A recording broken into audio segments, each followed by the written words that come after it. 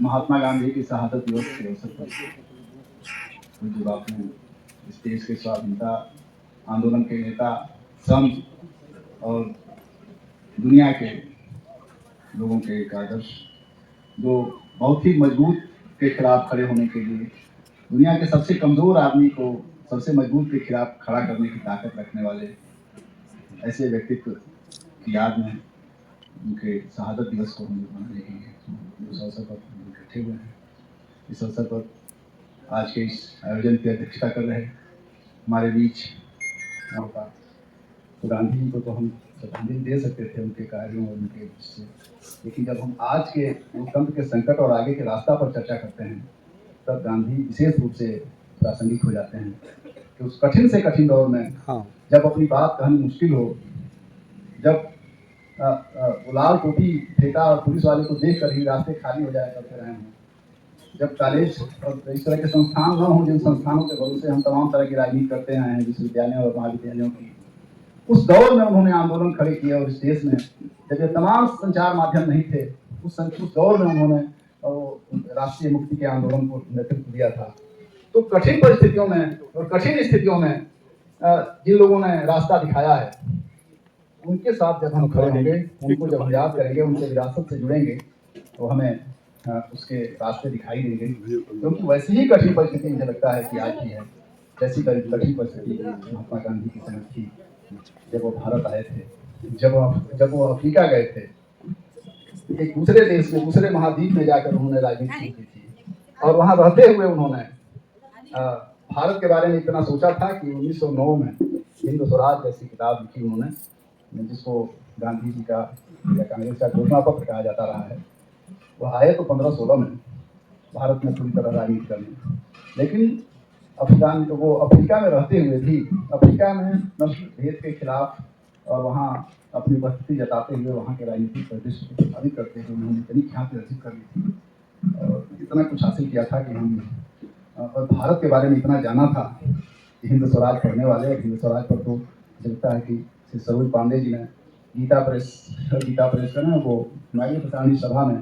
एक बड़ा आयोजन कराया था जिसमें सभी तरह के लोग शरीक हुए थे। वो हिंद स्वराज का जब मनाया जा रहा था वर्ष, उसका 100 वर्ष मनाया जा रहा था 9 में मेरे ख्याल से वो आयोजन हुआ था, बहुत बड़ा आयोजन हुआ था। वो किताब लिखी गई बाहर लगते हुए, भारत की यात्रा करते हुए उन्होंने लिखी थी, पानी के जहाज में बैठे हुए, और लगता है कि हम भारत को कितना जानते हैं, कितना उसके बारे में सारा कुछ जानते हैं। और आज भी उसमें थोड़े से संशोधन लोगों ने किए, बाद में गांधी जी ने भी थोड़े से संशोधन किए थे कि हम इसमें कुछ मान्यताएं जो हमारी रही हैं कि क्या क्या नहीं होना चाहिए, किसका सम्मान नहीं होना चाहिए, किसको खारिज किया जाना चाहिए। उन्होंने वकीलों को कहा कि जो पेशे से वकील है उसका सम्मान नहीं किया जा सकता है, जो पैसा लेकर ही पक्ष तय करता है, पैसा लेकर ही जो बड़ा डॉक्टरी करता है और बिना पैसे वाले को खदेड़ देता है उसका सम्मान नहीं होना चाहिए। जजों के बारे में उन्होंने कभी सम्मान के साथ जजों का नाम नहीं लिया, वो सरकार के दबाव में काम करते हैं। ये सब 1909 में वो कह चुके थे। मुझे लगता है कि आज हम इसको महसूस कर रहे हैं जब रोज रोज देखते हैं कि कैसे जनता के लोगों का दमन होता है और रोज फैसले आते हैं, तो आज हम महसूस कर रहे होते हैं। तो गांधी को जब हम उनकी शहादत को याद कर रहे हैं तो उनके उस विरासत को, उन कार्यों को याद करते हैं, जो बात की लड़ाइयाँ थी, जो अपने समय के तमाम लोगों से उनके रिश्ते थे, रविन्द्रनाथ टैगोर से जो जीवंत रिश्ते थे उनके, और इस तरह से जो क्रांतिकारियों के साथ उनके रिश्ते थे, अपने विरोधियों के साथ भी जितने सम्मानजनक रिश्ते उनके थे और दुश्मनी और विरोध के महत्व को वो समझते थे इस रूप में। लेकिन एक स्थिति आई कि उनके विरोधियों ने, जो स्वाधीनता आंदोलन के साथ नहीं थे, जो स्वाधीनता आंदोलन के विरोध में अंग्रेजों के साथ सक्रिय थे, जो यहाँ का अभिजात वर्ग का एक वर्ग था, जो जमींदारों से जुड़ा हुआ एक वर्ग था, जो उस समय के संपत्तिशाली लोगों से जुड़ा हुआ एक वर्ग था, उसकी जो राजनीतिक शाखाएं थी, आरएसएस और मुस्लिम लीग जैसी जो संस्थाएं थी, वो किस तरह उनके विरोध में थी और किस तरह वो अकेले उनसे जूझ रहे थे। हम सभी लोग इस बात को महसूस करते हैं कि अकेले वो जब दंगा शुरू हुआ तो दंगे के दौरान अकेले वो नवाखाली में चले गए, बंगाल में जहाँ दंगा हो रहा था। तो कहते हैं कि उनके जाने मात्र से दंगे 5 दिनों तक के लिए रुक गए। वो वही लोग जो एक दूसरे का जान लेने पर आमादा थे, गांधी ने जब अनशन किया, आमरण अनशन किया, उन्होंने जब आह्वान किया तो वो वैसी लोग भी रुक गए और वो दंगे 5 दिनों तक नहीं हुए, दंगे प्रभावित हुए। लेकिन उन्हीं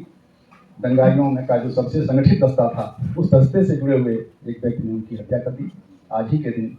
उस पर तमाम गीत गाए गए, तमाम लोगों ने लोकगीत रचे, महिलाओं ने गाए, फगुआ के अवसर पर उनके गीत गाए गए।